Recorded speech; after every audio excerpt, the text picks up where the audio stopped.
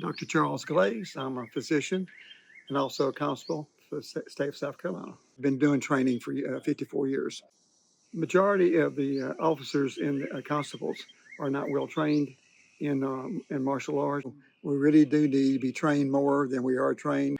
Be more confident in situations. It's very good training for us. I'm Constable Scott Pinkham. I'm an advanced constable with the upstate. Do you feel that police officers get enough training? No, you don't ever get enough training. Training is the most important thing we can do. Why is that? Because in order to do something properly, you have to build muscle memory. And if you only do it once, it's not enough. How do you feel about the practicality and integrating Gabriel protocol into your routine operations? I think it'll enhance everything that we do. Is there anything else you'd like to add? No, I think they were professional, and I think they needed a foot in the door. I'm Mark Laguerre. I used to be a deputy with Richland County. Currently I'm a constable, and just went through the Gabriel introduction training. What was your first impression of Gabriel protocol?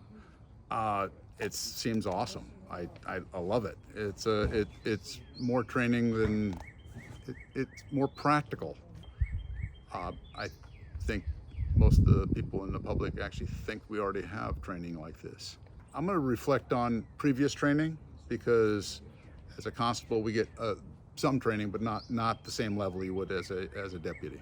But based on what I've seen at previous training and with Richland County and other departments, it would fit right in perfectly. What benefits do you see for your department from adapting Gabriel protocol? More confidence in handling subjects that are a little bit less cooperative. How confident are you that Gabriel protocol could help reduce the use of excessive force? Well, part of the reason we end up using excessive force is just literally where you're not trained at the high enough level, and end up having to use strength to just get the job done. What were your main takeaways from Gabriel protocol? That I need more training. Hi, my name is Steve Starr. I'm the Deputy Director for South Carolina State Constables here in the upstate. I've had 22 years of federal law enforcement, and the training that we don't get, this company can provide us. Considering that the community doesn't know what we do, or what a lot of officers don't do, they assume that we know everything. How do you think Gabriel protocol can help enhance officer safety? Tremendously.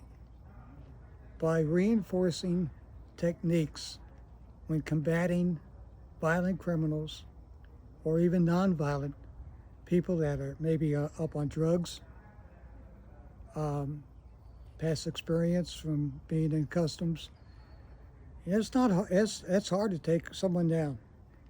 I've had 5 of us take one person down at one time, and it's difficult.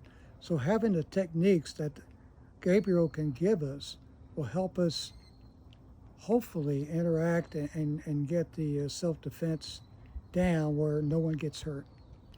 And I think this Gabriel would help the community understand that we are not thugs, that we are trying to help, and sometimes the best way to do that is by non-lethal approach, and so we don't hurt anybody, basically. How do you feel about the practicality of integrating Gabriel protocol into your routine operations? Oh, very well. I think it would have to be a part of our training, ongoing and continuation training. I don't know how it is with federal, but I know in the state, particularly in this state, I think the state does not do a particularly good job. I'm going to dive them out. They don't do a good job on training. They really don't. I think they need a push. I think that they have it, but for some reason they don't feel secure in their own training. We get a lot of video. We have a lot of what ifs, but we don't have practical. And practical is what is needed.